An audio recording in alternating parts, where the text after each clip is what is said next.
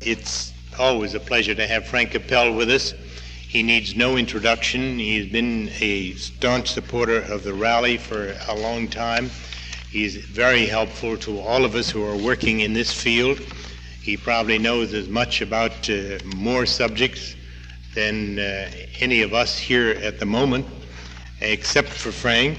And it is wonderful to have the editor of the Herald of Freedom taking part in our programs, and he is going to act as moderator this afternoon.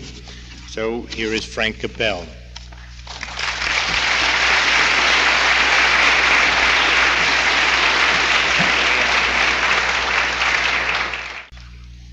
Fellow Americans, the communist takeover of most of the countries that they now occupy was made possible by the failure of the clergy to alert and warn the people in those countries of what was going to happen.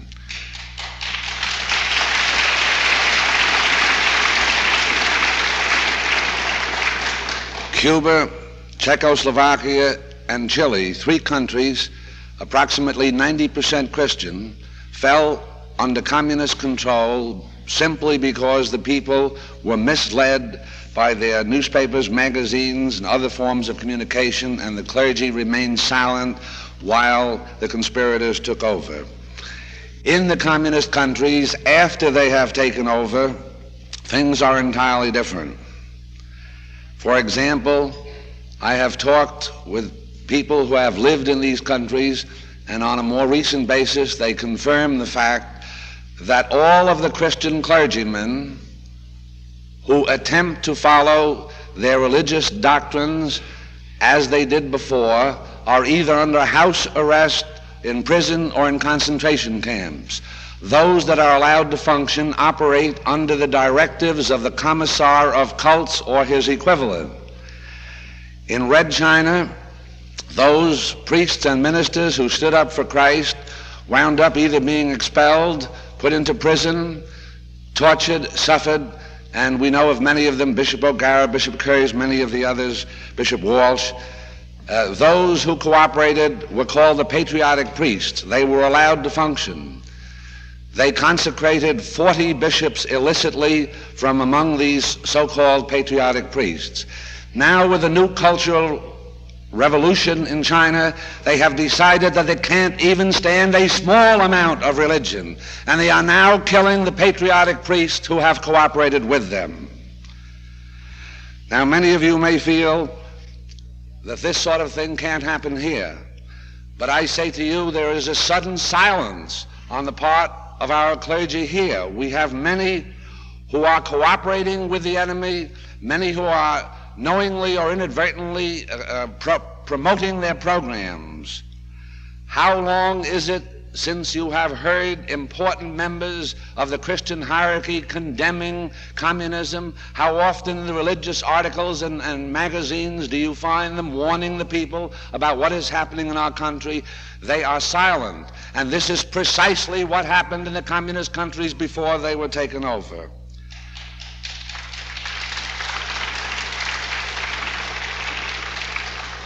Now, ladies and gentlemen, you will find signs of this if you will look around. You're no longer permitted to say prayers in schools. In the colleges, God is denied, God is dead. But the religion of atheism can be promoted and is promoted, and young people go to college as religious youngsters from their homes, and they come back denying the existence of God.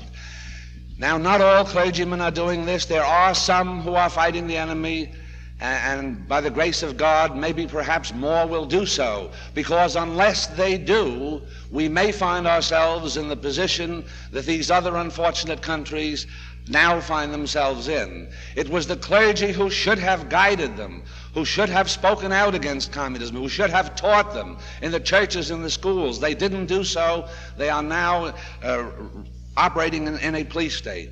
We have, by the grace of God, a clergyman with us today who is out warning people, telling the truth about the conspiracy, about the enemies of our country. He has traveled all over this country. Now, our speaker studied for the priesthood at St. Thomas Seminary and the Catholic University, has a master's degree in philosophy. He has a degree in theology which gives him the right to teach the subject. He is a member of the Council of the John Birch Society, nationally known lecturer, and I may say that he is a personal friend of many years standing. I've had the honor year after year to introduce him. Ladies and gentlemen, he has traveled around this country. He has met opposition, I am sorry to say, from members of our own faith. He and I are both Roman Catholics. We have been devoting our lives to fighting the enemy. He does not always get the cooperation which he ought to have as a priest in good standing, which he is, fighting for God and country. Ladies and gentlemen, the subject will be "We Will Win If We Are Worthy." It is my honor and privilege to introduce to you Father Francis Fenton, and thank you.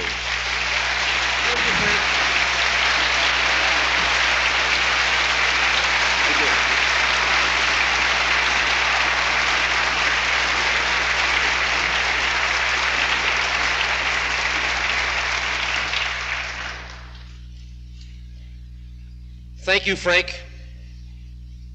Colonel Bunker, Reverend Reed, representatives from Daniel Payne College, Reverend clergy, ladies and gentlemen.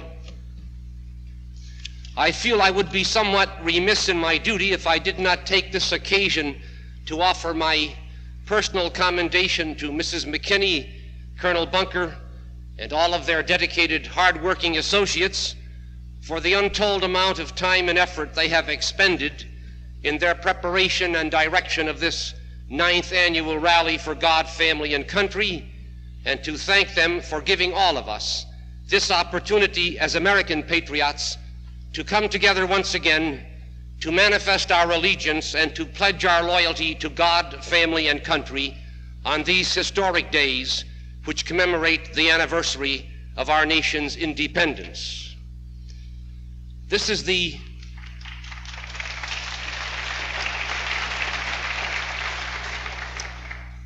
sixth consecutive year in which I have been invited to speak at this rally. While I am certainly grateful for the compliment to me which this implies, yet frankly, you are a difficult audience to address 6 years in a row. Difficult, certainly not in the sense of being unsympathetic, perish the thought, but rather in that so many of you are already so well informed. What can I tell most of you that you don't already know? It always reminds me somewhat of trying to save the saved. What can I say? Well, I do always manage to come up with something to say, and I do hope that the talk I am about to deliver will make some worthwhile contribution toward the ultimate attainment of the noble objectives we are all trying so hard to achieve. If we be worthy, wars, battles, strife, conflict of all kinds and of every description, they come and they go. For whatever reason or combination of reasons, they begin and sooner or later they end. Only one is perennial. From the very beginning of human history until this present moment, it has been in the world. And so it will be until the world itself is no more. I speak, of course, of the never-ending war, the everlasting conflict of good and evil, of moral right and moral wrong, of virtue and righteousness against vice and wickedness.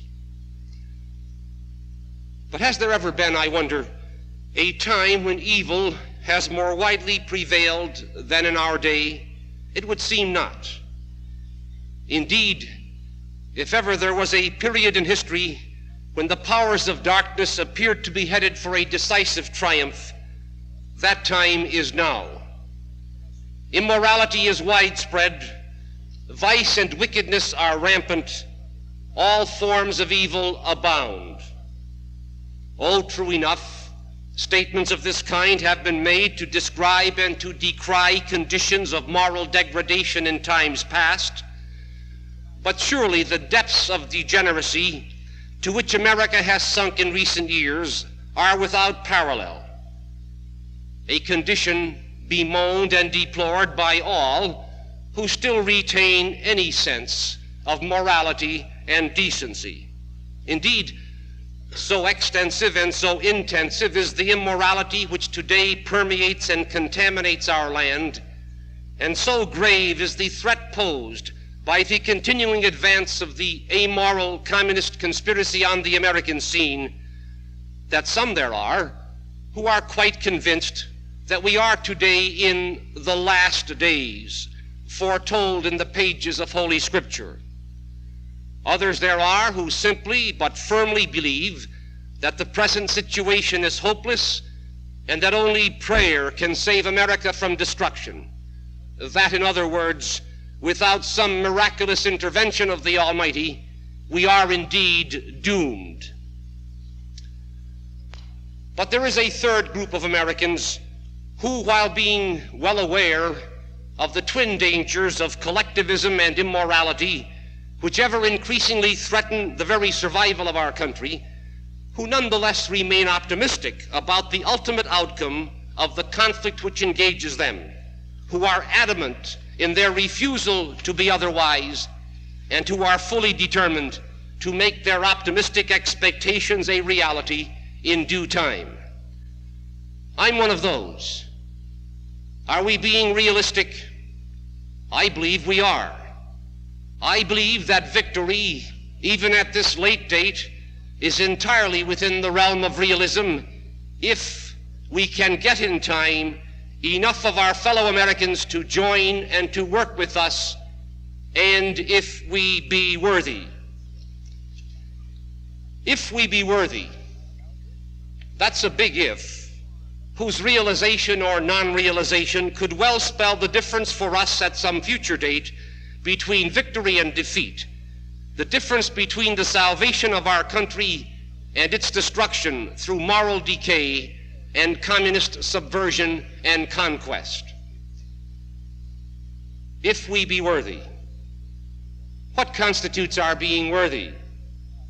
What in the present context are the ingredients for worthiness? What would I consider to be at least some of the principal qualities, or if you will, virtues, which for our purposes would in their totality establish our worthiness, God willing? While it is safe to say that none of us fully possesses any of these qualities I will discuss, yet all of us must diligently work toward that ideal if we would be worthy of attaining the immediate and long-range objectives toward which we aim, and to the realization of which so many of us are now devoting so much of our lives. First and foremost, we must have faith in God, the supreme, eternal, infinite, perfect being who created the world, who guides and controls its destiny, and to whom we are accountable for our words and deeds and lives.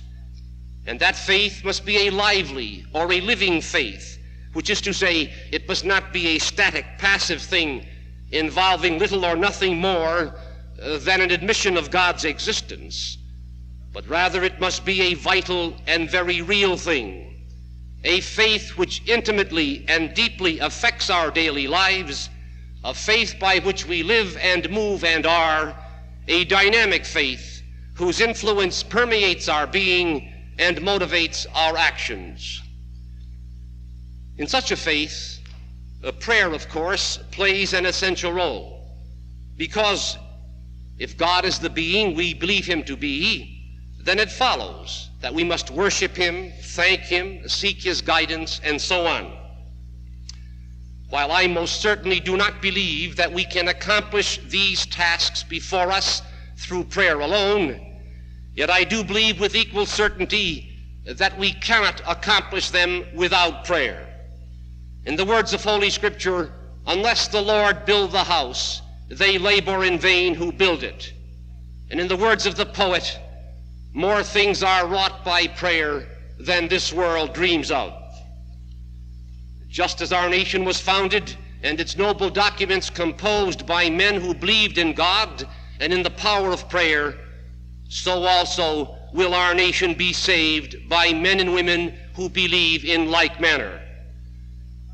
The words often attributed to St. Augustine are as good a summary as I know of what ought to be our attitude in this matter. Pray as if everything depended upon God, and work as if everything depended upon yourself. 'Tis said that those who follow the devil work like the devil. God expects us, I submit, to work at least as hard on his side. The words of William Penn are surely no less true today than when he uttered them. Those people who are not governed by God will be ruled by tyrants. Another observation I would make on this subject of faith has to do with the various religions and creeds that are represented in our conservative anti-communist ranks. In my many years of membership in the John Birch Society, as I have noted on many occasions, one of the things that has much impressed me has been the respect and goodwill shown by its members toward their fellow members of other faiths. Despite the many and often deep differences among them in matters of religious creeds and practices, yet in that society, tens of thousands of people are joined and have worked together over the past 12 years toward their dedication, through their dedication to a common cause and common goals. A high tribute indeed, in my opinion, to Mr. Robert Welch.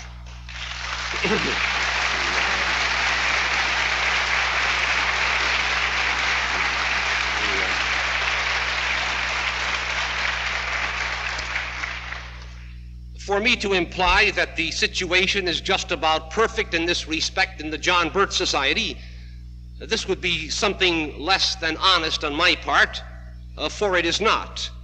But to my mind, at least, it is very remarkable. And this is as it should be.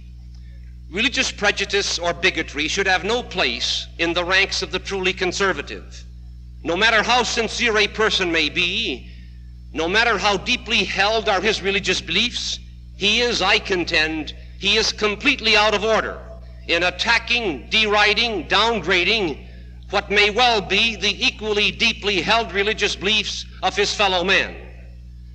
Certainly we can discuss our creedal differences in a way which is entirely proper and even beneficial to one another. I'm not talking about that. I'm talking about situations wherein one person belittles, ridicules, even bitterly assails another's faith or church. This is wrong, very wrong, and makes no contribution whatsoever to our cause. We need it about as much as we need that proverbial hole in the head. The godless conspiracy of communism and the scourge of massive immorality, these are our deadly enemies against which our united opposition is essential if we would attain to victory. Religious discord must not be allowed to jeopardize that victory.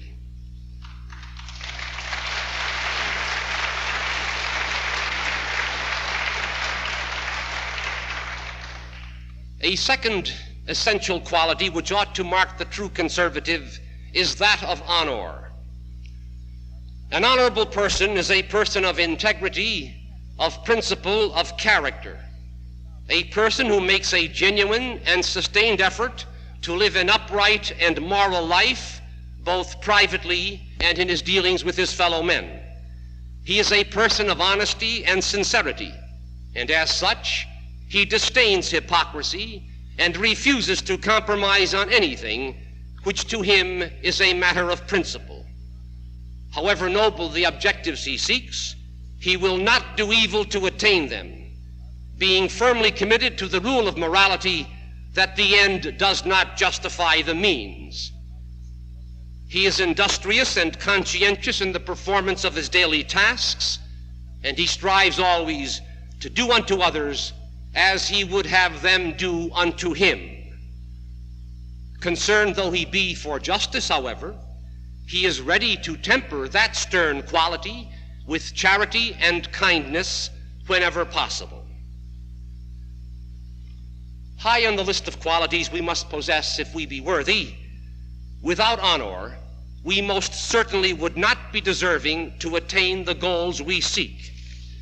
It is a quality whose notable absence among so many of those in positions of leadership and influence in our national life is undoubtedly the prime cause why America today is in the mess it is.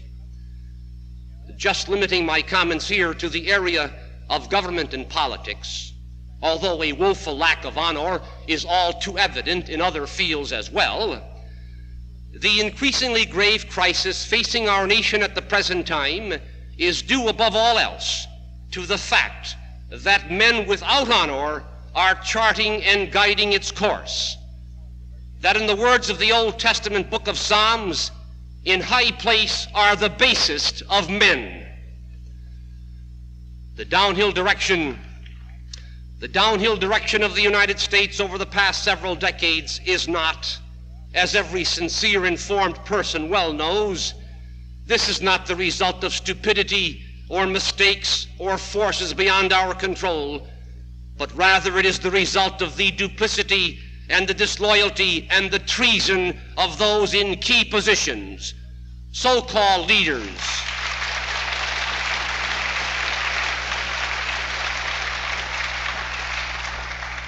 So-called leaders, some elected, some appointed, men and women who are without principle, without character, without integrity, in a word, without honor.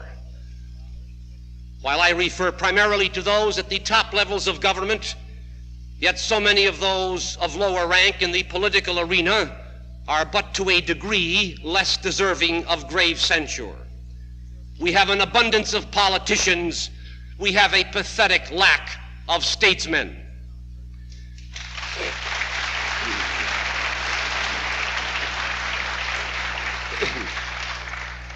It is then upon our political leadership, or rather what passes for it, that the brunt of the blame must be placed for the current sad and sorry state of the nation, both in domestic matters and in the conduct of foreign affairs. Other factors, to be sure, have played a sizable part in America's retreat from greatness. The communications media, the schools, the churches, and so on. But the present condition of our nation, I contend, would not be what it is today if we had political leaders of the right caliber and in sufficient numbers, able, courageous, and above all else, God-serving, honorable men.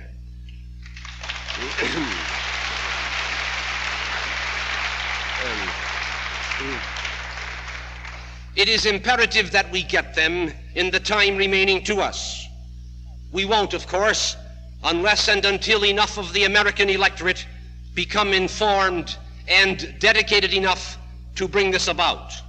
It is our job, with education as our strategy and truth as our weapon, it is our job to produce such an electorate in the weeks and months ahead.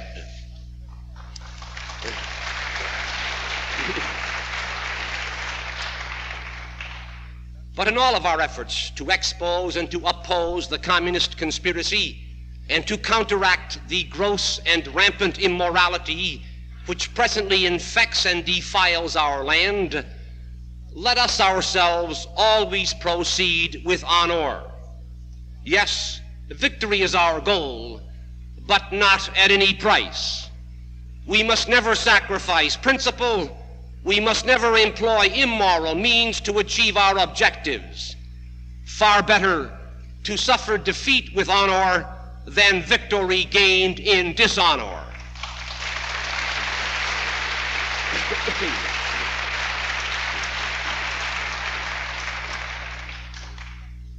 And then there is truth, a deep appreciation and ardent love of which must surely be considered as among the most essential qualities we must possess if we be worthy. While all virtues, all noble qualities may be called godly or godlike, and all have God as their ultimate author and source, yet truth is surely one of the most distinctive of all the divine attributes. God is the supreme personification of truth. In him is found the perfection of truth. Indeed, God is truth. It is hardly surprising, then, that communism, denying as it does the very existence of God, has absolutely no regard for truth, except insofar as it might happen to serve its satanic purposes to be truthful in a particular case.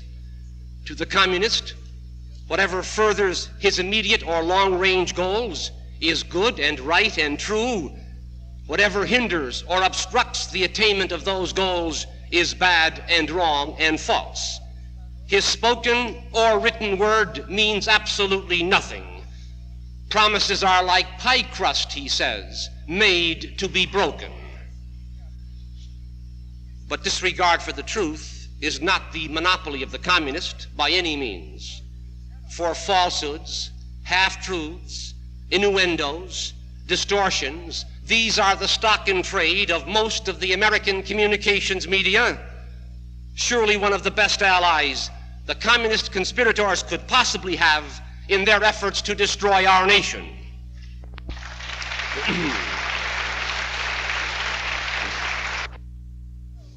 If the so-called American press had told the awful truth about communism to the American people over the past several decades, there is no doubt to my mind but that the communist conspiracy would never have become the momentous threat to this country which it now is.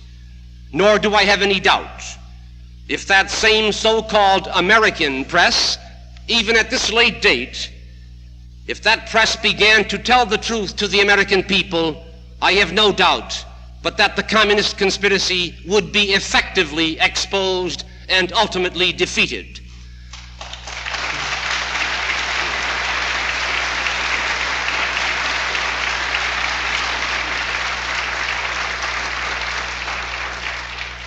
The chances of this happening are very slim indeed.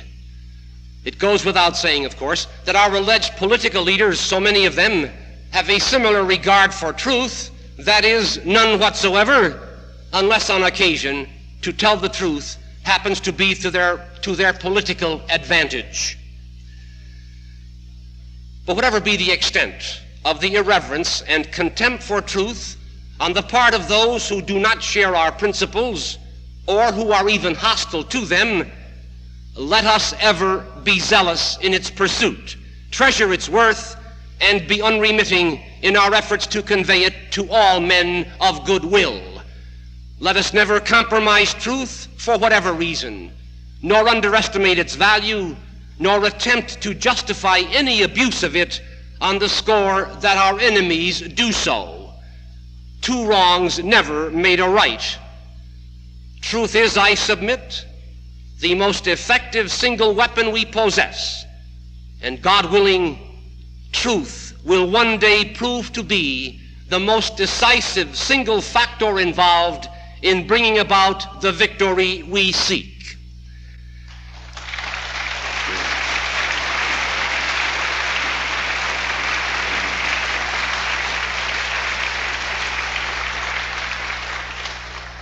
And let there be no doubt of this, we do have the truth on our side.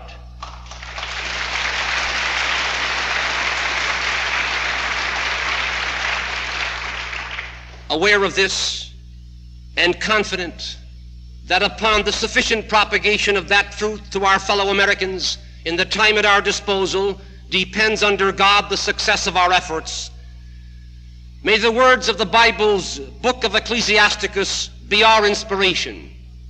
Even to the death, fight for truth, and the Lord your God will battle for you.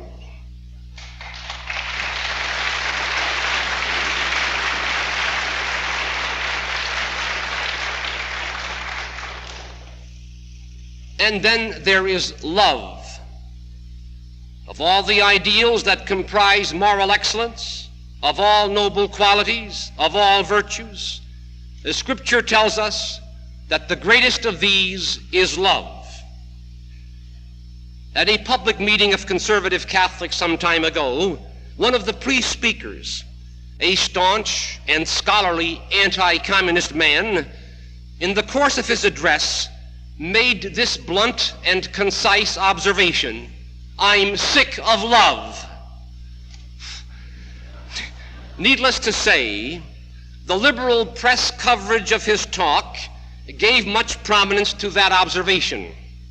We know what he meant. He was disgusted with what is being passed off as love by the entertainment and publishing media and by assorted do-gooders and by so many misguided young people. He was disgusted with these things. So am I.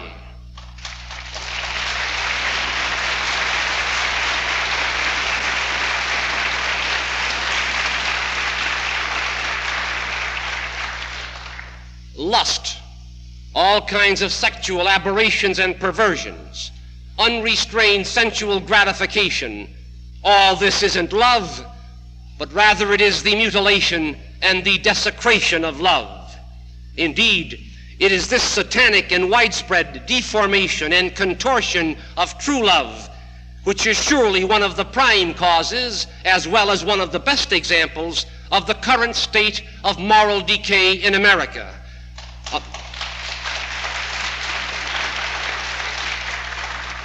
A moral decay contributing immeasurably to the destruction of our country from within.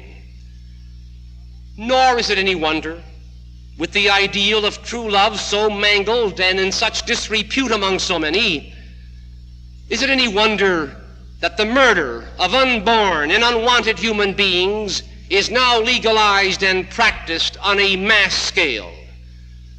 160,000 unborn babies were murdered in Lindsay's fun city of New York alone within the past year. 160,000. There is one abortion for every 5 live births in the state of Hawaii.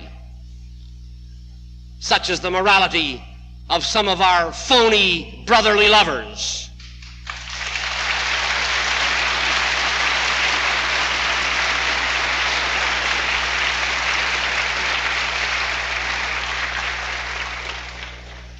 The legalization of infanticide and euthanasia will surely follow unless the righteous indignation of enough conscientious Americans can be aroused in defense of that most basic of all civil and human rights, the right to life.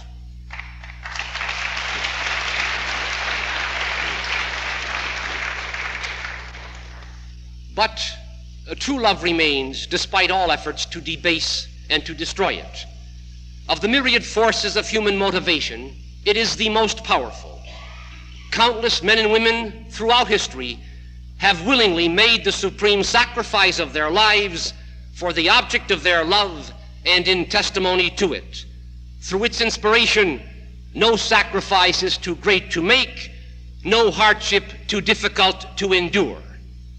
And so it will ever be. And if we be worthy, the true love of which I speak, that love which the Bible and spiritual writers and poets have so eloquently described and proclaimed, and which has been so heroically demonstrated in the lives and deaths of saints and patriots all down through the ages, that is the kind of love, if we be worthy, which must have a place in our hearts and souls and manifest itself in the words and deeds of our daily lives. And so it does. The faltering and inadequate, though our expression of it may be at times. Indeed, is not love the one virtue, the one force above all others, which motivates us fervently to pursue the goals we seek and to remain adamant in our determination to reach them? If our prime motivating force isn't love, what is? May this love of which I speak be strong enough in each of us to exclude from our hearts all hatred of our fellow men. Just as we must hate sin while loving the sinner, so also, while hating the evil of communism and incessantly opposing it to the very utmost in every morally lawful way at our disposal, we must nonetheless love even the communist. For the words of Christ,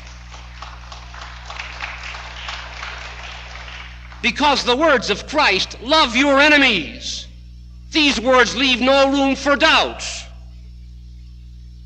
May this love and the courage and dedication and fortitude and discipline which it inspires, may this love endure and increase in all of us with each passing day.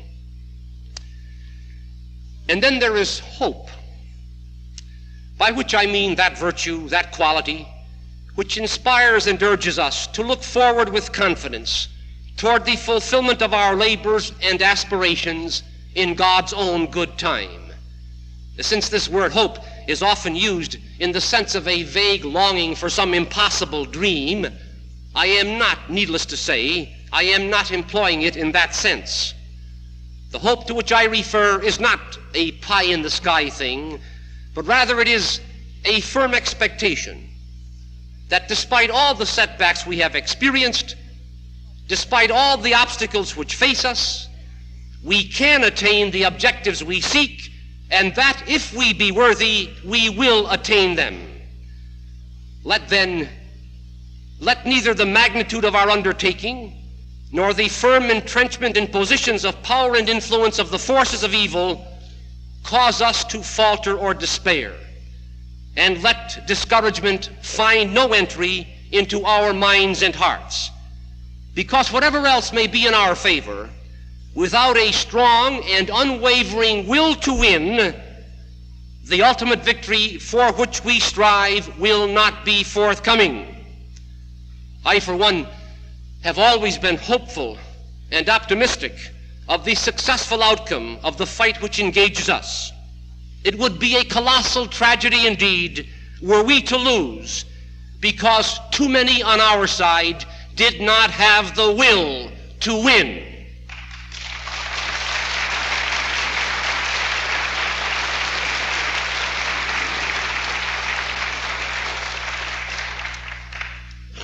Such then, with a commentary in each of them, are at least some of the principal qualities which I feel must comprise the spiritual armor of the true conservative and authentic patriot. The list I have given is hardly an exhaustive one. Other qualities, perhaps of equal importance, might be added. But hopefully, the point is clear, that if we be worthy of victory over the satanic enemy we face, we must be men and women whose religious beliefs and spiritual values and moral principles and humane ideals are diametrically opposed to the unmitigated evil represented by and embodied in that satanic enemy. If, as I have often said on other occasions, if the communist conspiracy is not diabolical in the literal sense of the term, it is certainly the closest thing to it that has thus far appeared upon the world scene. Incessantly to expose and to oppose it in every legitimate way, with all of the resources at his command, this is the bounden duty of each and every American who cherishes in his heart a love of freedom and who ardently desires to preserve that freedom for himself and for his fellow Americans, and to help in restoring it to those millions of his fellow men now subjugated to communist slavery around the world. Some months ago, the Review of the News magazine, in its issue of February 24th, 1971, the Review of the News magazine gave a quotation displayed at the headquarters of a courageous anti-communist of the Male people in Laos, Major General Vang Pao, a quotation which impressed me very much. It read, "To be born a free man is an accident, to live one a responsibility, to die one an obligation." Again, to be born a free man is an accident, to live one a responsibility, to die one an obligation. A paraphrase of that quotation today might be, "It is better to be dead than red."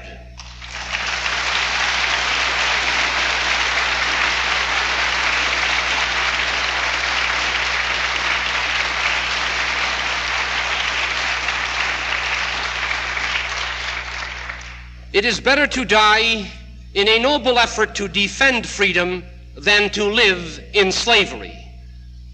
The motto of the state of New Hampshire says it very concisely: live free or die.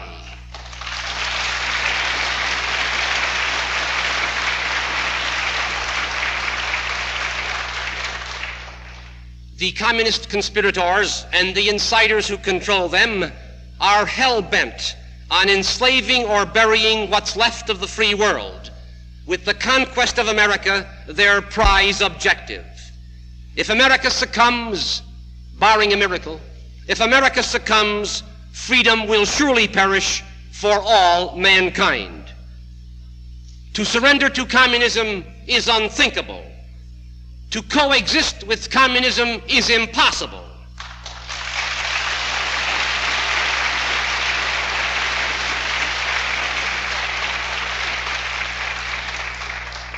To fight it staunchly and perseveringly, this is the only honorable alternative we have.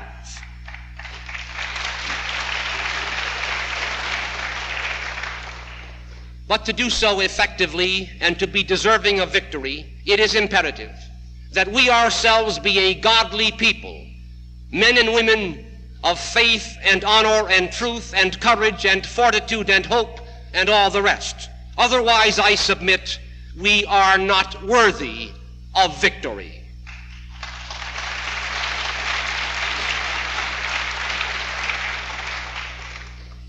And if we don't do the job, who else, I ask, is going to do it?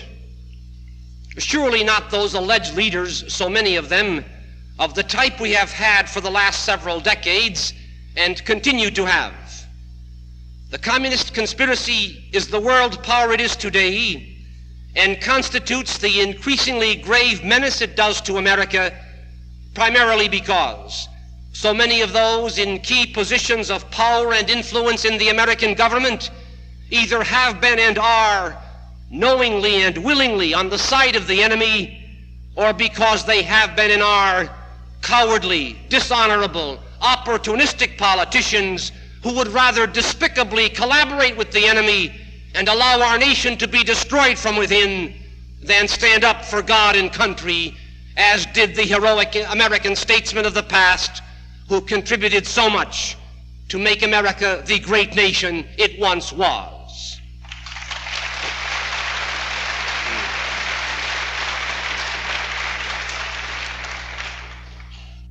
But if we don't do the job, may we look perhaps to the communications media to do it?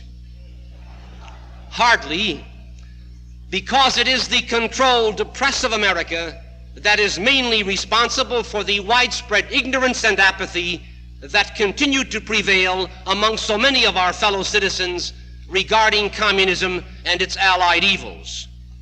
Nor is there any reason to suppose that that press is likely to turn American in the foreseeable future and start identifying and telling the truth about our nation's enemies.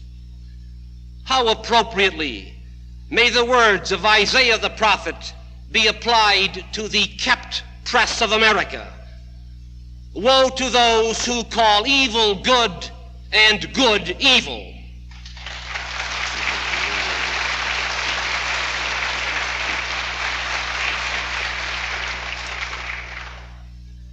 But if we don't do the job, might we look to the churches to do it? In my opinion, if we do, we look in vain.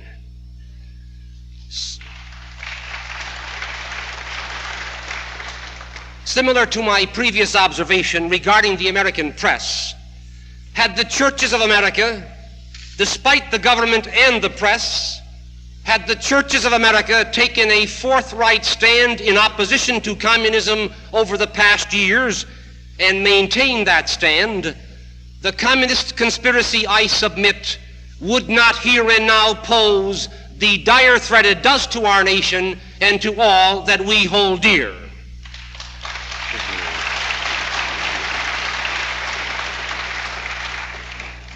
Had the Catholic Church in America held fast to the strong position against communism it once had, and which was so strikingly presented in the great encyclical on atheistic communism of Pope Pius XI, the communist plan to take over America would never have reached the stage of implementation it presently occupies.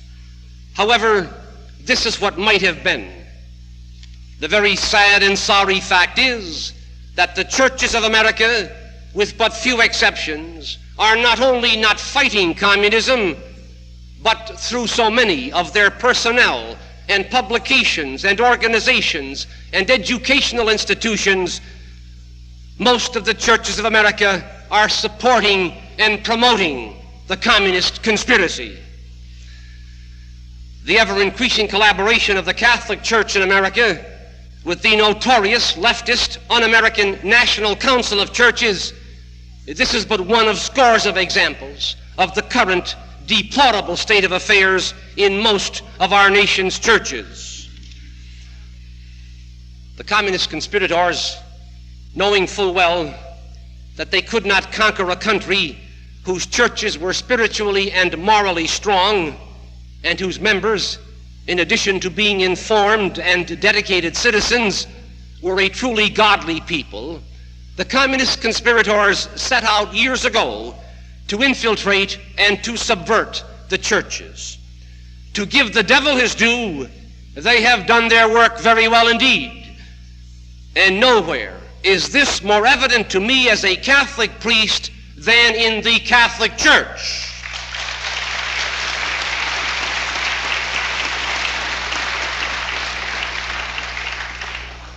No, we cannot look to the churches of America to do the job, and anyone today is woefully uninformed or very naive who sincerely thinks otherwise.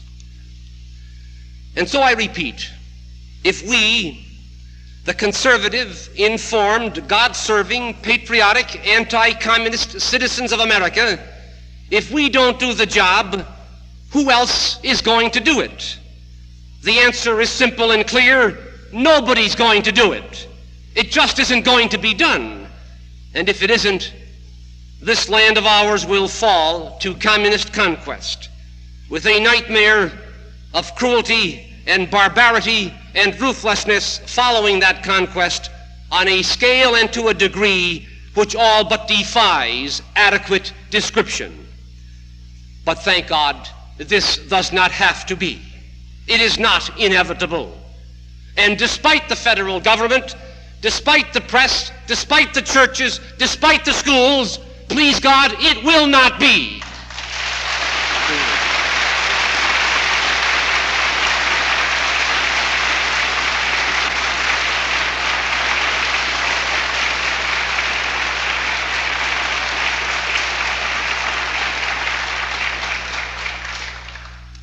In the words of Mr. Robert Welsh, written some 4 months ago in a letter to the chapter leaders of the John Birch Society around the country, quote, "We are visibly in the most critical period of the final and crucial battle to save our freedom and our lives," unquote.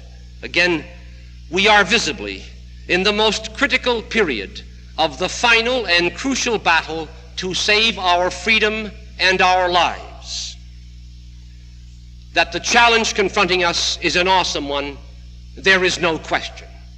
That we are approaching a decisive crisis, there is no doubt. Nor is there any question nor doubt in my mind that with a sufficient increase in our numbers in time, we can and we will successfully meet that challenge and survive that crisis if we be worthy. Let us strive as never before to increase our ranks with the caliber of American we seek, and let us, each and every one, let us redouble our efforts in every way in the days and weeks and months ahead in the fight for God, family, and country in which we are engaged. We can and we will win if we be worthy.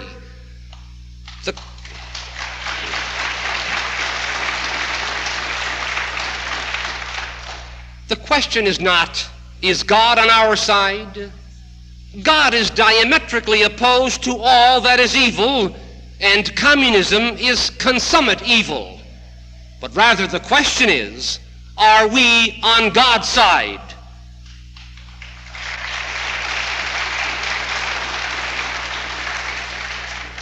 O Lord, make us worthy. O God, help us to be worthy. Thank you.